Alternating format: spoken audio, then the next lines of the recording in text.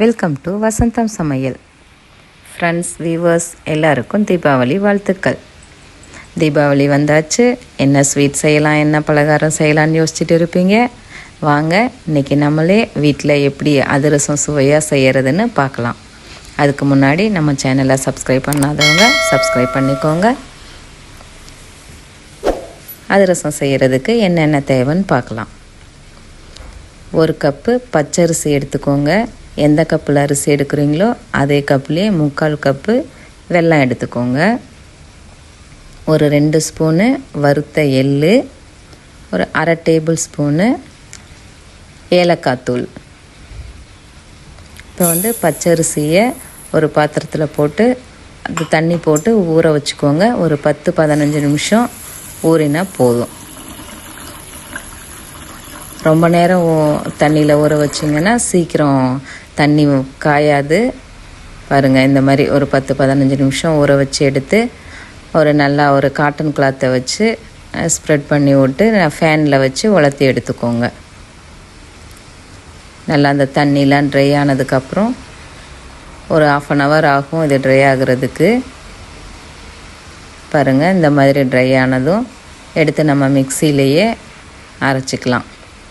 உங்களுக்கு நிறையா வேணும்னா இதே மாதிரி அரிசி எவ்வளோ உங்களுக்கு தேவையோ அதிரசம் நிறையா வேணும்னா நிறையா அரிசியாக இருக்கும்போது மிக்சியில் போட முடியாது, மிஷினில் கொடுத்தும் அரைச்சிக்கலாம்.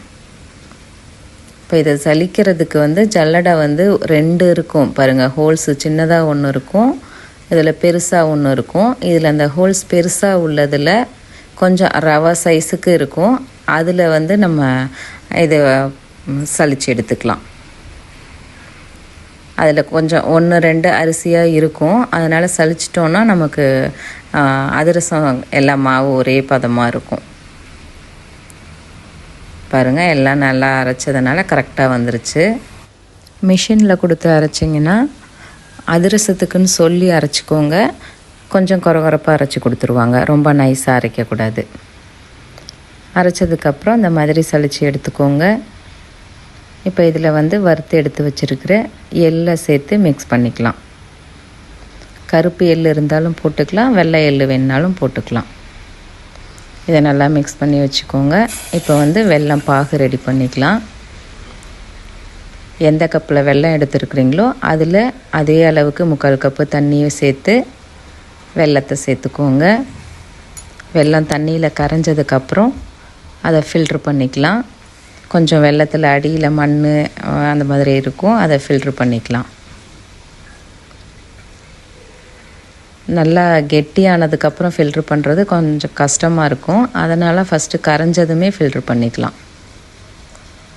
இப்போ வெல்லம் இதில் பாகுக்கு வெல்லம் பாகில் ஏலக்காய் தூளை சேர்த்துக்கலாம். நல்லா கிண்டி விட்டுட்டு இந்த பாகு பதம் செக் பண்ணுறதுக்கு ஒரு கப்புலையோ பிளேட்லேயோ தண்ணி எடுத்துகிட்டு இந்த மாதிரி போட்டு பார்த்திங்கன்னா அதில் கரையாமல் இருக்கணும். பாருங்க, போட்டதும் கரைஞ்சிருச்சு. அந்த தண்ணியில் சேர்க்கும்போது அப்படியே தண்ணியில் கரையாமல் இருக்கணும். பாருங்கள், இந்த மாதிரி போட்டுட்டு அது தண்ணியில் கரையாமல் அப்படியே அதை கை வச்சு எடுத்து பார்த்திங்கன்னா பால் மாதிரி அப்படியே எடுக்க வரும். அந்த மாதிரி இருக்கிற பதத்தில் ஆஃப் பண்ணிக்கலாம்.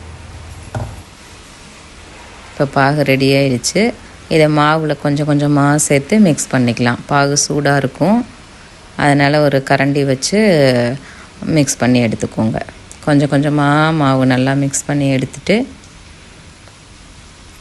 எல்லாத்தையும் ஒரே டயத்தில் போட்டிங்கன்னா சூடாக இருக்கிறதுக்கு மிக்ஸ் பண்ணுறதுக்கு கஷ்டமாக இருக்கும். கொஞ்சம் கொஞ்சமாக சேர்த்து மிக்ஸ் பண்ணிங்கன்னா நல்லா வந்துடும். இது அளவு கரெக்டாக இருக்கும். 1 கப்பு அரிசி, 3/4 கப்பு வெல்லம், அதே 3/4 கப்பு தண்ணி வச்சு பாகு ரெடி பண்ணிக்கோங்க. இப்போ இதை அப்படியே அதே வானல்லையே போட்டு மிக்ஸ் பண்ணி மாவை வேறு ஒரு பாத்திரத்தில் மாற்றி வச்சுக்கலாம். இந்த அளவு எல்லாம் இதே ரேஷியோவில் போட்டு பண்ணிங்கன்னா கண்டிப்பாக கரெக்டாக இருக்கும். பாகு செய்கிறதுக்கு பதம் வராது அப்படின்லாம் பார்க்க தேவையில்லை. கொஞ்சம் அந்த ரொம்ப கெட்டியாக வந்துடாமல் கொஞ்சம் முன்னாடியே எடுத்தாலும் தப்பு இல்லை. எடுத்து அதே மாதிரியே செஞ்சுக்கலாம். பாருங்கள், நல்லா மிக்ஸ் பண்ணிவிட்டு இப்போ வந்து இதில் ஒரு ஸ்பூன் நெய் இல்லை நல்லெண்ணெய் ஏதாவது ஒன்று ஒரு ஸ்பூன் விட்டு மிக்ஸ் பண்ணிக்கலாம். நான் வந்து நெய் சேர்த்துக்கிறேன். நெய் சேர்த்து நல்லா மிக்ஸ் பண்ணி எடுத்து வேறு ஒரு பாத்திரத்தில் வச்சுக்கலாம். இது செஞ்சுட்டு உடனே அதிரசம் போட்டிங்கன்னா அப்படியே டேஸ்ட்டு நல்லா இருக்காது, கரைஞ்சிடும். அதை எண்ணெயில் போடும்போது அப்படியே பிரிஞ்சு பிரிஞ்சு வரும். அதிரசம்னாலே ஒரு நாள் முன்னாடியே மாவு ரெடி பண்ணி வச்சு அடுத்த நாள் போடணும், இல்லை அதுக்கு அடுத்த நாள் கூட போடலாம். பாருங்கள், இந்த மாதிரி அப்படியே கொஞ்சம் சாச்சா வருது இல்லையா, இந்த ஸ்டேஜில் இருக்கணும். இது இப்போ வச்சுட்டு நாளைக்கு நம்ம போட்டுக்கலாம். பாருங்கள், இது ஒரு நாள் முன்னாடியே ரெடி பண்ண மாவு. நேற்று வைக்கும்போது கொஞ்சம் அப்படியே லிக்விடு மாதிரி இருந்தது. இப்போ பாருங்கள், இந்த மாதிரி கெட்டியாக இருக்குது. இப்போ வந்து கையில் கொஞ்சம் நல்லெண்ணெய் சேர்த்துட்டு இல்லை நெய் சேர்த்துக்கிட்டு கையில் ஒட்டாமல் இருக்கிறதுக்காக நெய் தடவிட்டு இதை எடுத்து ஃபஸ்ட்டு பாருங்கள், நேற்று எப்படி தண்ணியாக இருந்தது, இன்றைக்கி கெட்டியாக இருக்குது. இது ஒரு நாள் மாவு ரெடி பண்ணி ஒரு நாள் கழிச்சும் போடலாம், இல்லை 2 நாள் வச்சுருந்தும் போடலாம். ஃப்ரிட்ஜில் வைக்கணுன்றது இல்லை. மாவு வெளியிலேயே ரெடி பண்ணி வச்சுட்டு அடுத்த நாள் இல்லை 2வது நாள் போடலாம். எல்லா மாவையும் ஃபஸ்ட்டு நம்ம அந்த மாதிரி உருண்டையாக எடுத்து வச்சுக்கலாம். வரிசையாக அழுத்தி போடுறதுக்கு வசதியாக இருக்கும். இல்லைன்னா உங்களுக்கு எண்ணெயில் போடும்போது அதிரசம் சீக்கிரம் வெந்துடும். அங்கே தீயை விடாமல் அழுத்தி அழுத்தி எடுத்துக்கலாம். அதனால தான் ஃபஸ்ட்டு எல்லாத்தையும் உருண்டையாக பிடிச்சி எடுத்து வச்சுட்டு அதுக்கப்புறம் போட்டுக்கலாம். பாருங்கள், இந்த மாதிரி எல்லா மாவையும் உருண்டையாக பிடிச்சி வச்சுட்டேன். இப்போ வந்து ஒரு பிளாஸ்டிக் பேப்பரு இல்லை பாலித்தீன் பேப்பர் ஏதாவது எடுத்துகிட்டு, இல்லை இலை இருந்ததுன்னா இலையிலையும் வச்சு கொஞ்சம் நெய் தடவிட்டு, நெய்யோ எண்ணெயோ ஏதாவது தடவிட்டு அதில் நம்ம உருண்டை எடுத்து வச்சுருக்கிற அந்த மாவை எடுத்து வச்சு கையிலையே தட்டியும் போட்டுக்கலாம். உங்களுக்கு ஷேப் நல்லா கரெக்டாக வரணுன்றதுக்காக இந்த மாதிரி வச்சுட்டு ஒரு பிளேட்டோ வச்சு நல்லா ப்ரெஸ் பண்ணி விட்டிங்கன்னா ரவுண்டாக வந்துடும். பாருங்கள், எப்படி ரவுண்டாக வந்திருக்கு.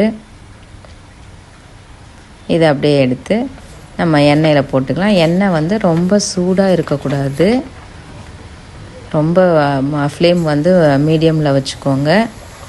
மீடியமில் வச்சும் அதிகமாக இருந்ததுன்னா குறைச்சி வச்சுக்கோங்க. அப்பப்போ சிம்லையும் மீடியம்லேயும் மாற்றி வச்சுக்கோங்க, இல்லைன்னா அதிரசம் தீஞ்சிரும். ஆயில் ரொம்ப சூடாக இருக்கக்கூடாது. இந்த மாதிரி பாருங்கள், போட்டதும் அப்படியே அது கொஞ்சம் கொஞ்சமாக நின்று வேகணும்.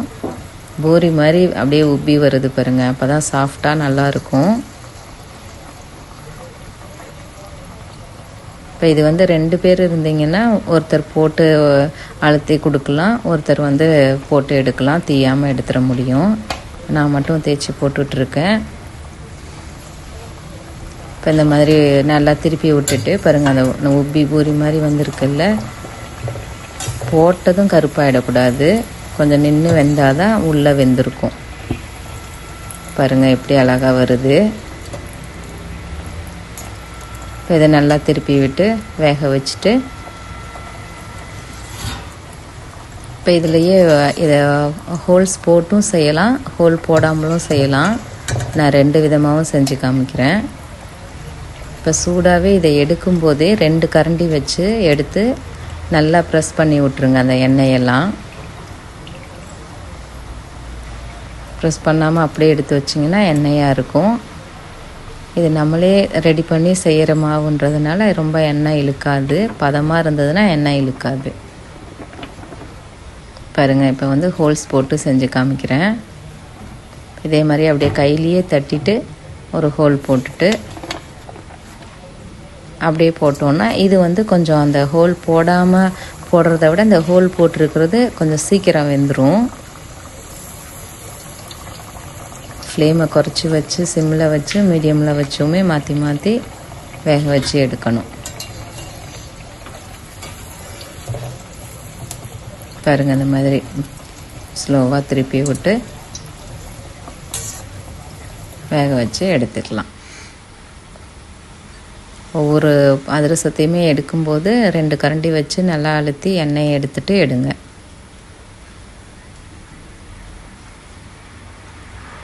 இதே மாதிரி ஒன்று ஒன்றா எல்லா மாவையும் போட்டு எடுத்துக்கலாம்.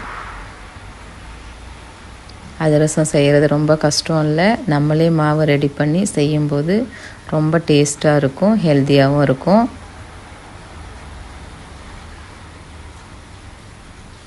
இதில் இன்னும் நீங்கள் எள்ளு நிறையா வேணும்னாலும் சேர்த்துக்கலாம். இதுலேயே நட்ஸை நீங்கள் பொடி பண்ணி வேணுனாலும் போட்டுக்கலாம், நல்லாயிருக்கும். உங்களுக்கு என்ன நட்ஸு குழந்தைங்களுக்கு பிடிக்குமோ அந்த மாதிரி அதை சேர்த்துக்கலாம். கொஞ்சம் அப்படியே கொரகொரப்பாக அரைச்சி பொடி பண்ணி சேர்த்துக்கலாம். பாருங்கள், எல்லாத்தையும் போட்டு எடுத்தாச்சு. அதிரசத்தை எப்படி நான் அதை உடச்சி காமிக்கிறேன் பாருங்கள். சூடாக இப்போ உடனே உடைக்கும்போது இந்த மாதிரி கிறிஸ்பியாக இருக்கும்.